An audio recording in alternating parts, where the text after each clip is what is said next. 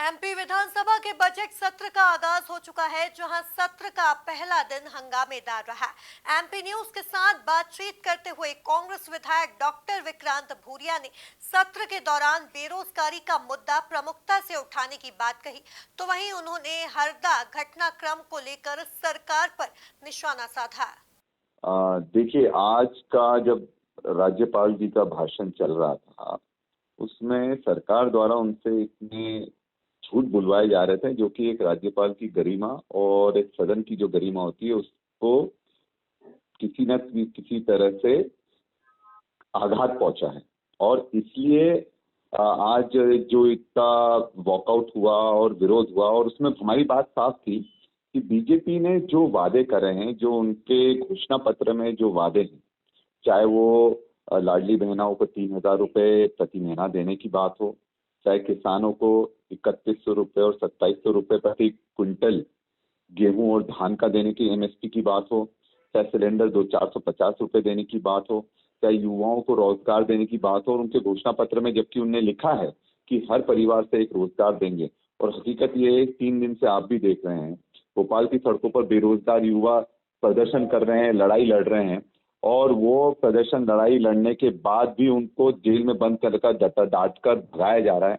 तो ये सब जो जनता के मुद्दे हैं, वो पूरी ताकत से हम लोग रखेंगे। और आज तो सिर्फ ट्रेलर है, अभी तो पूरी पिक्चर बाकी है। देखिए, मेरा ये कहना है कि पहली बात, ये घटना हुई कैसे? अगर कोई गलत तरीके से फैक्ट्री चल रही है, जिसके पास लाइसेंस नहीं है, तो क्या प्रशासन को इसकी जानकारी नहीं होती है?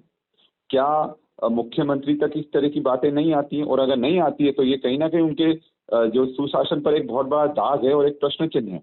और जिस तरह की घटना हुई है, आपने भी धमाका देखा, हमने भी देखा कि किस तरह की लपटें निकली। ये सिर्फ पटाखे की फैक्ट्री से नहीं हो सकता था, कहीं न कहीं इसमें जिलेटिन की छड़ें या फिर कुछ बड़ा विस्फोटक थे, जिससे इतना बड़ा धमाका हुआ है। और जिस तरह से 100 से ज़्यादा लोग इसमें लोगों ने अपनी जान गंवाई है, और सरकार इस आंकड़े को नीचे दबाने की कोशिश कर रही है।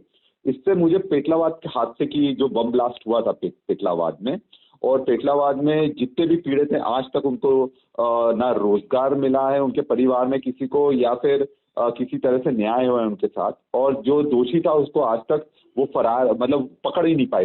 तो यही चीज ये हरदा में भी करेंगे। अभी लीपापोती खूब होगी, बहुत इसका शोर शराबा मचाएंगे, हमने ये कर दिया वो कर दिया। पर बात साफ है कि सरकार की जो नीयत है, उस पर ये एक बहुत बड़ा प्रश्न चिन्ह है कि किस तरह से पेटलावाद में जब उन लोगों को, परिवारों को ने न्याय नहीं दे पाए, तो क्या हरदा से परिवारों को न्याय मिलेगा? और हमारा ये कहना है, हमको सरकार पर बिल्कुल भरोसा नहीं है। इनको मैजिस्ट्रियल जांच उस पूरे हादसे की कराना चाहिए।